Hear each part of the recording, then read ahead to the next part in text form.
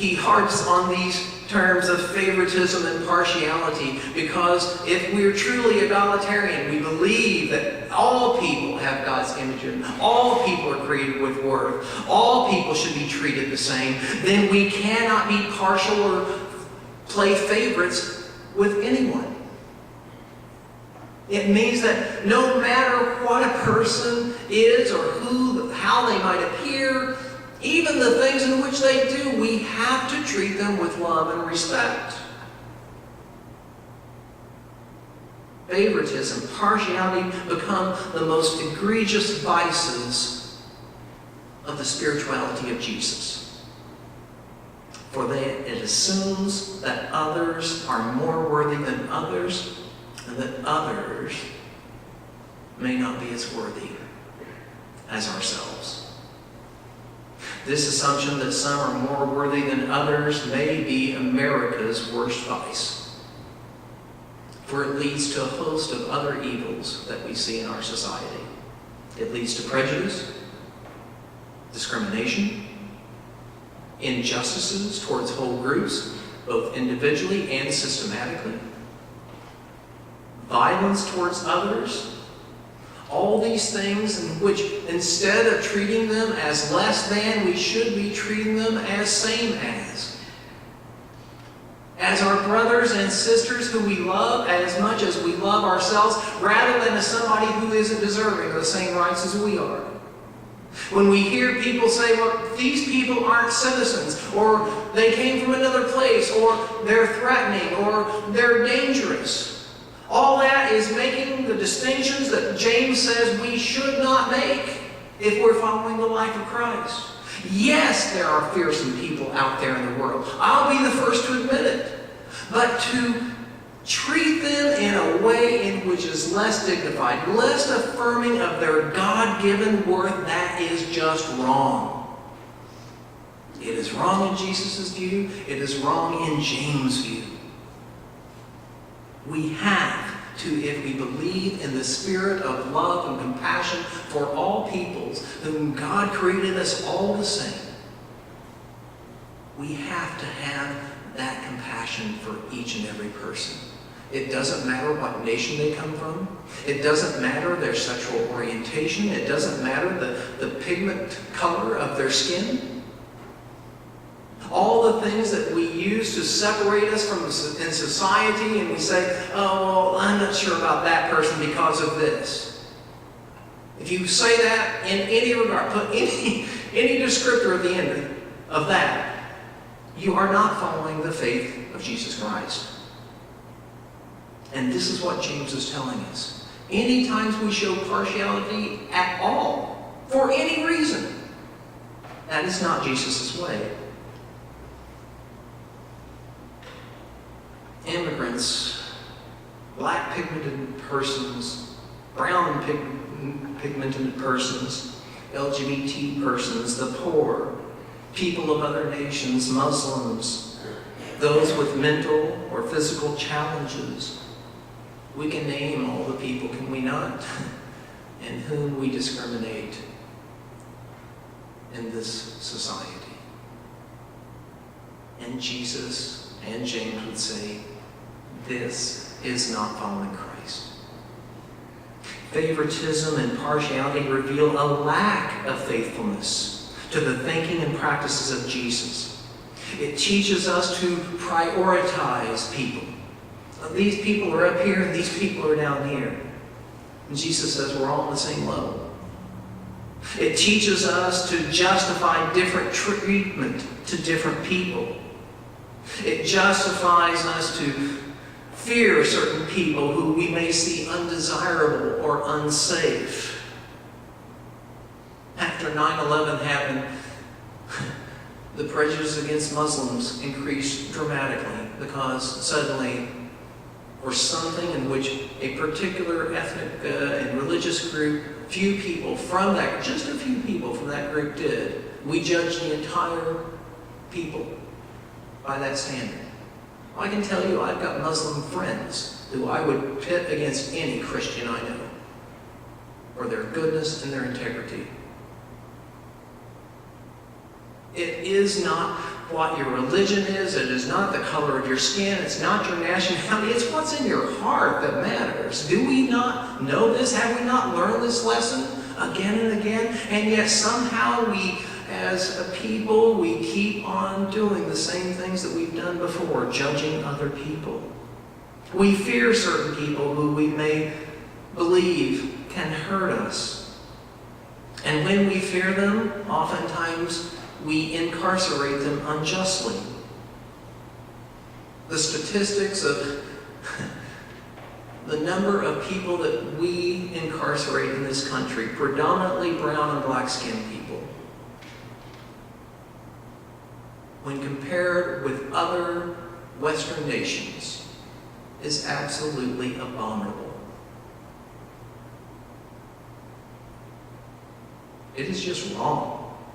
And until we admit that it is wrong, until we recognize that this is what we are doing in our society, we won't change. We have to admit it and say, yes, this is where our society is, and we have to stand against this before it will ever change, because if we look at what is happening with immigrants now. For months, 500 children have been separated from their families and not been reunited with them. That is just wrong. Can we not all say, that is wrong? And so we have to stand up. We have to speak up. We have to do more than just say words. We have to do it with our actions. We have to write our legislators. We have to say the things in which make a difference. Because if we don't stand up against these things, they'll just keep on happening. And if they keep on happening and we haven't said anything or done anything against these things in our society, then we are complicit. And this is James' point. It's not enough to just pray for people. It's not just thoughts and prayers. How many times have we had that when we've seen a mass killing? Oh, yeah, but we can't get rid of guns. We'll have thoughts and prayers for those people who've been massacred, but yeah, we're not going to do anything about it. What? Seriously? This is not Jesus' view. Jesus would not be for having more guns, more weapons of violence, not more incarceration of people. No, that would not be Jesus at all. And if you, we just have to read the text.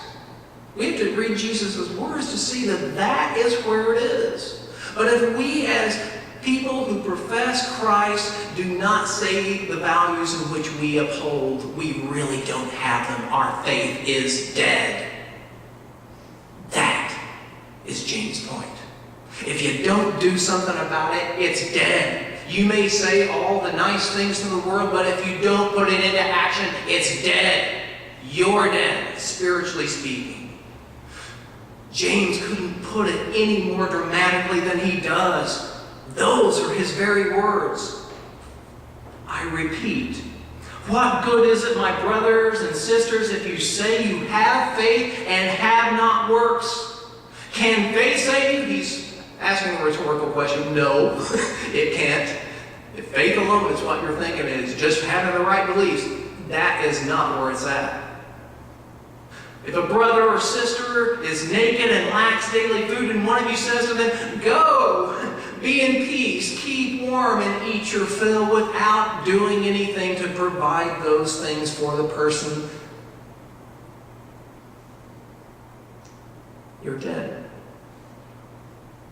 So faith by itself, if it has no works, is D-E-A-D.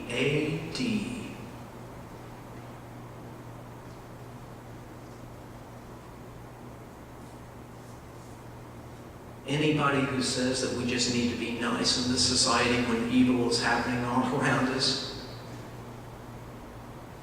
I have to say, if you're not actually working to counteract that evil, this applies to you. And I pray that every one of us in this, I hope I'm, so to speak, preaching to the choir. I would love that every person is acting, but I don't know what you do in your personal lives. I don't know whether you're trying to do anything to correct some of the injustices that we see.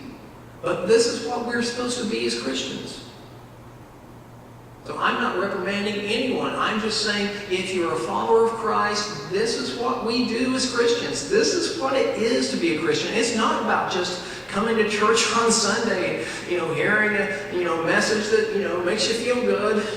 It is about going out in the world and creating justice. There is I find this just amazing, but there is currently, from a group of people who call themselves Christians, a document which expresses that social justice sorts of issues are not part of the gospel of Christ. This was signed onto by some clergy. The majority are laypersons, granted, but also clergy people. Now, I don't know if there's any UCC clergy that have signed on to this. My guess is no. But to say that social justice is not a part of the gospel is to undermine the very heart of the gospel.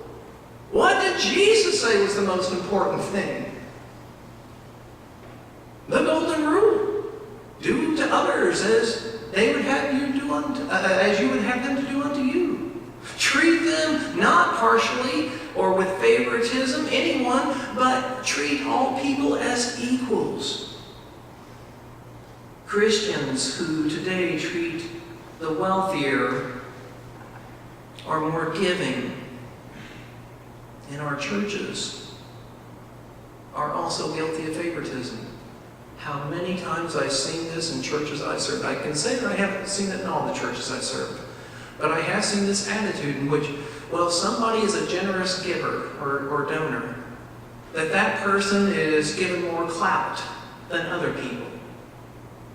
And one of the banes of my ministry has always been that I don't always suck up to those kind of people. And that has gotten me in trouble more times than I can say.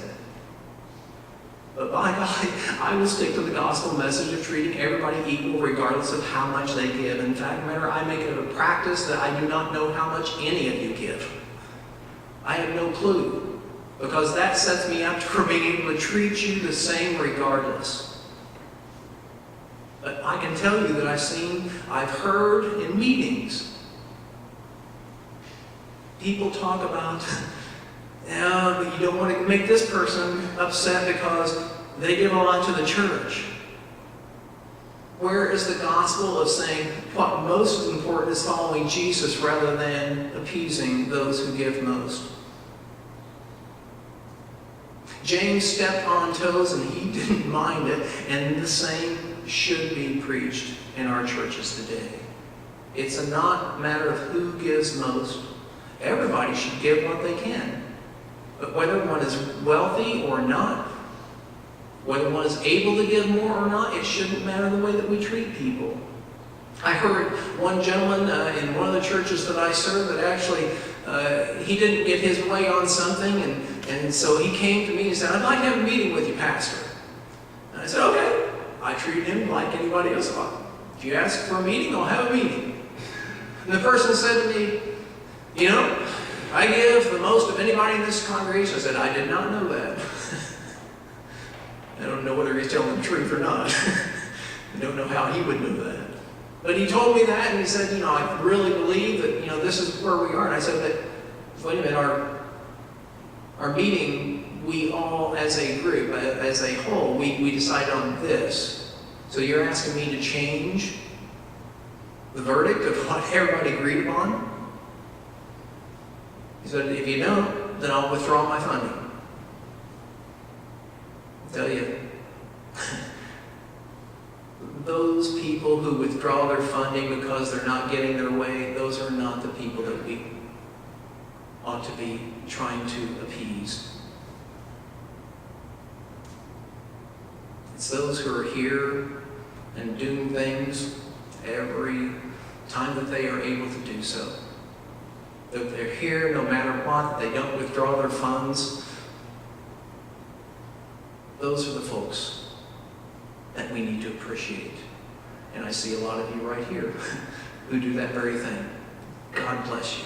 But that is where we need to be. Instead of being partial, we need to say, the least of these are the ones that we need to be concerned for. James makes it clear that faith without works is dead. So if you want to be alive in Christ, live in compassion for all people. Live in kindness with all people. Show no partiality towards the rich or the powerful, and show no despicable feelings towards those who are poor, or for those who others might think of as unworthy, because as Christians, we don't think anyone is unworthy. And that is why at the beginning of every service, I make it a point to tell you all, each and every one of you, you matter. You matter. You matter to God. You matter to us. We all matter. And until we make sure that everybody is treated as though they matter, we haven't created the world that God would have us to do. So let us go forth with that enthusiasm, with that shake and rattle, with that choir of compassion. Let us be those people to the rest of the world. Jesus said, you'll know them by their fruits. And we hear a song that says, you'll know them by their love. By their love. They will know we are Christians by our love. Let us be known as Christians.